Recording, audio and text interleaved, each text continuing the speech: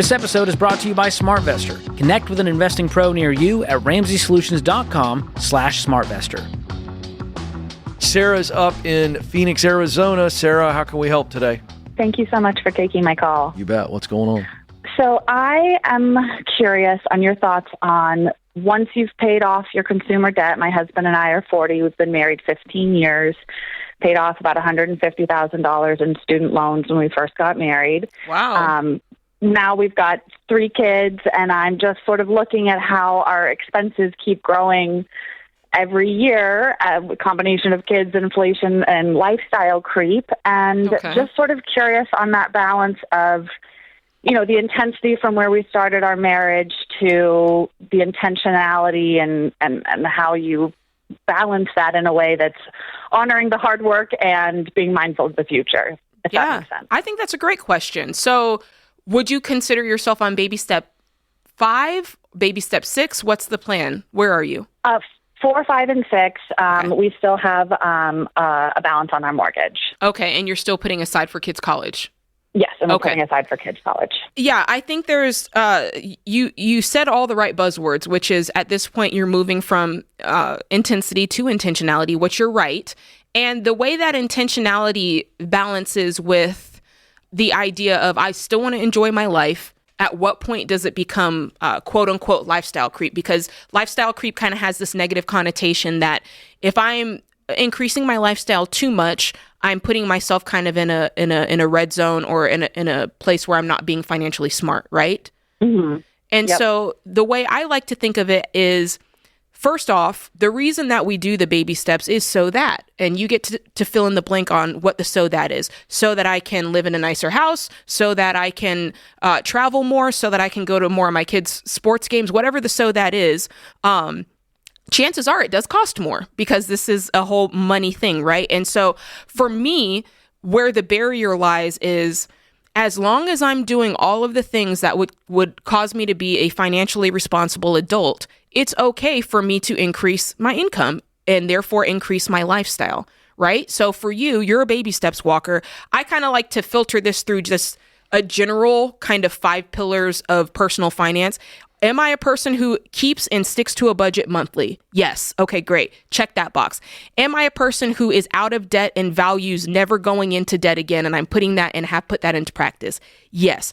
Am I a person who carries the proper insurances? I've checked all the boxes. I've done all the stuff. I check my coverage yearly. I carry what I need to. Okay, I do that. Check.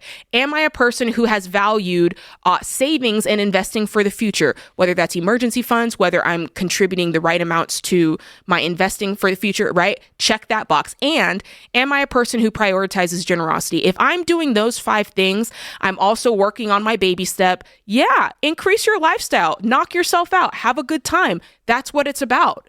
It's not about I have to limit myself like this all the time.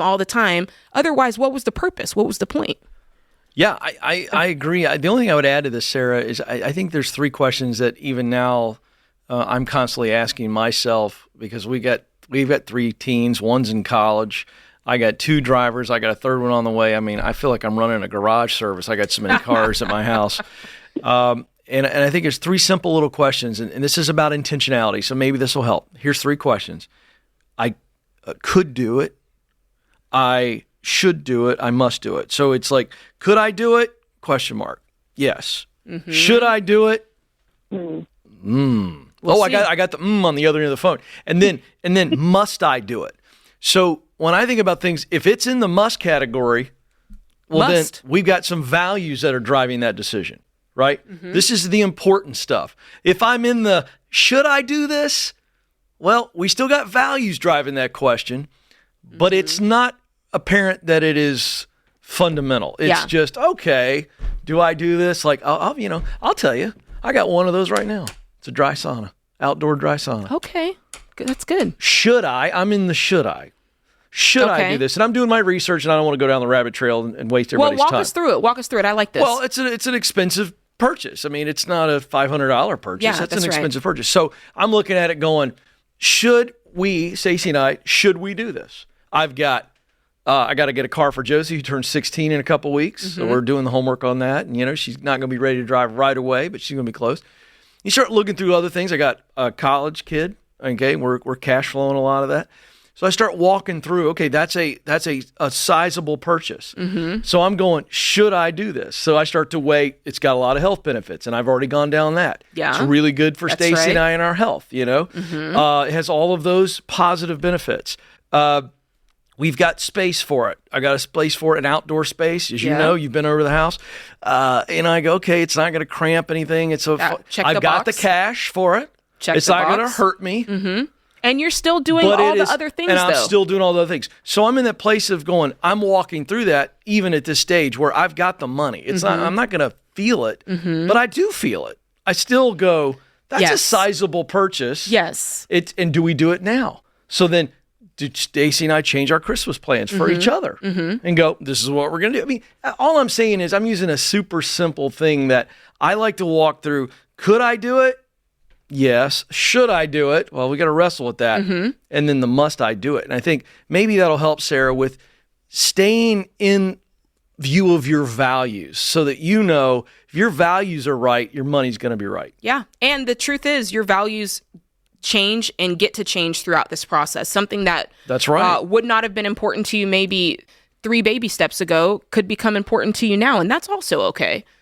So just a little permission to... Let's say you and Sam call us up and go, hey, let's go on this trip. I'm going right to should I? Oh, okay. Yeah. Because we have margin in our life. That's right. That's right. The could is there. So, but there are times in life where it's going, hey, could. Yeah. Nope. Private jet. No. Can't do it. No. Yeah. Could I? No. The answer is no. So, Sarah, I hope that helps you. I think you need to give yourself permission. I thought Jay did a wonderful job of setting it out, but I hope those little questions, that just keeps you, I think you're worried about you're doing something dumb, and I just don't see that if you've got values aligned with how you spend your money. Thank you. I appreciate it. Yeah. Good. I mean, and we see this a lot, Jade. I want you to share with our audience that's on the front end of this. Okay. Of why we got that phone call there, because there are a lot of people who are just in baby step 1 or they're in baby step 2 and they're just like, rice and beans, beans and rice, it's gazelle. Well, now Sarah's on the other side of that and still dealing with some of that, I'm going to call it leftover intensity. Yeah, you put the rubber band on tight when you're on baby step 1. It's like, oh my gosh, it's like you're squeezing into a tight pair of jeans. I like that. If you put a rubber band on your wrist, it'll leave a mark. You got to let some time for that skin to heal. Yeah. That's interesting. And it's like, okay, have you ever, this is I'm not going to use this analogy. I was going to say it's a horrible analogy, but you're like in the tight jeans and then you get in baby step 4, when no one's looking, you can let the zipper down a little bit and you can just... Listen, I think every man in America identifies with being in the jeans and you went to the buffet one too many trips. Okay. And you get underneath the table and no one's looking, you just let a little air. Just a little out. Just a little breathing room. That top button, just so we go back and get a little more stuffing and gravy. A little bit more. You know what my theme is during Thanksgiving and Christmas, folks? This is bonus. Eat through the pain. You want to know what mine is? What? If it's brown, it's going down. There it Turkey, is, folks. That's why you come to the stuffing. Ramsey Show.